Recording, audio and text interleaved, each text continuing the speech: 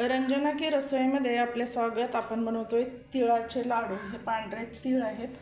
1 वाटी भरून मी तीळ घेतलेत, थोडंसं खोबरं, दालचिनी आणि सुंठ, थोडेसे बदाम, गूळ, खजूर आणि काजू। तर तुम्ही याच्यामध्ये अक्रोड वगैरे जे साहित्य असेल ते घालू शकता। तर आता आपण काय करायचं, सगळ्यात आधी तीळ व्यवस्थित भाजून घ्यायचे।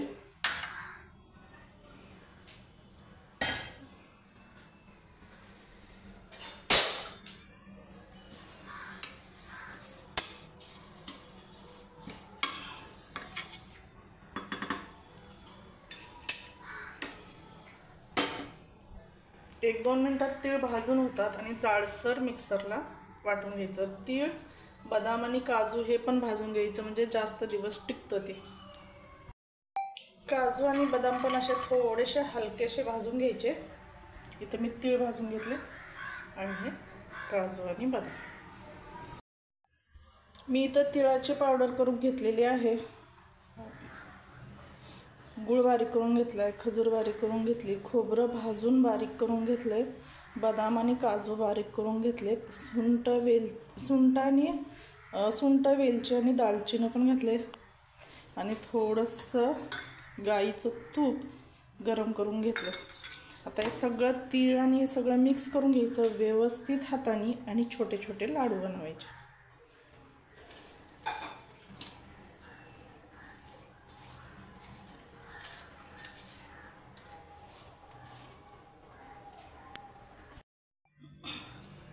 हाताने असं मिक्स केल्यानंतर असं थोडं थोडं तूप घालायचं, जसं लागेल तसं। तुम्ही हे मिक्सरला जरी करून घेतलं सगळं मिक्स ना, तर एकजीव होतं, खूप छान होतं ते।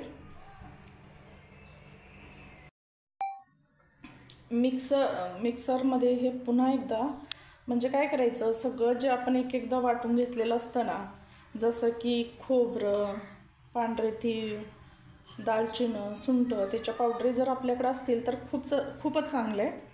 तर मी काजू, बदाम हे सगळं भाजून घेतलं आणि खजूर बारीक करून घेतले। आता हे तीळ, खजूर, काजू, बदाम, अक्रोड जर असतील तुमच्याकडे तर तुम्ही अगदी घालू शकता त्याच्यामध्ये, आणि तीळ हे सगळं वाटून घेतलं ना की सगळं हाताने मिक्स व्यवस्थित होत नाही, म्हणून त्याला एकदा मिक्सरमधून काढून घ्यायचं, म्हणजे लाडू बांधायला व्यवस्थित येतात, ते सांडत नाही इकडे तिकडं असं। तर हे बघा, असे मी छोटे छोटे बनवलेत। तर तुम्ही नक्की बनवा। आणि तीळ कॅल्शियमचा मोठा स्रोत आहे, तर तुम्ही ते तीळ असा छोटासा एक लाडू खायचा आणि त्याच्यावर पाणी प्यायचं।